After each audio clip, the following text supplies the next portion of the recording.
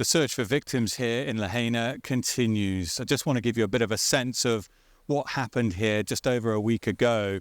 You can see behind me, this is the main town centre here, and it's been completely wiped away. We know that there are teams of sniffer dogs going building to building through there, trying to find more victims, but you can just see the devastation is so extreme that task is all the more difficult. What is interesting though is if we pan a little bit over to the side here, you can see where the line is almost, where the buildings, where the fire line almost came up to this kind of section of buildings and did not then go any further. So a lot of these buildings below that have been left fairly untouched. I know that we've been seeing all morning people bringing in some supplies. There are people still living in these houses here.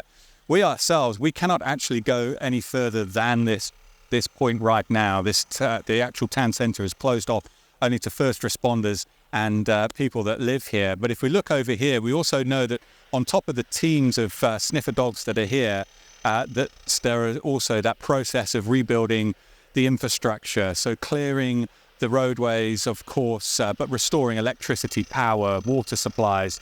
All of that process is also taking place. There are teams of hundreds of people here, different government agencies here taking place, all working together to try and begin that lengthy process.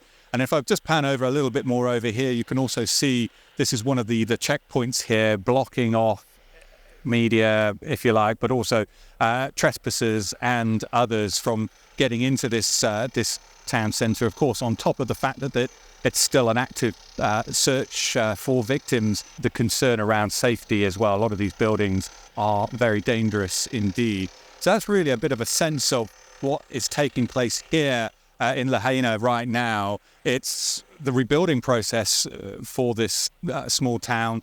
That really is still a long way away. At the moment, there are still thousands of people that are been left homeless and traumatized following these devastating wildfires. And so at the moment, a lot of focus, as you can imagine, is still on them and ensuring that this community, that process of healing can begin.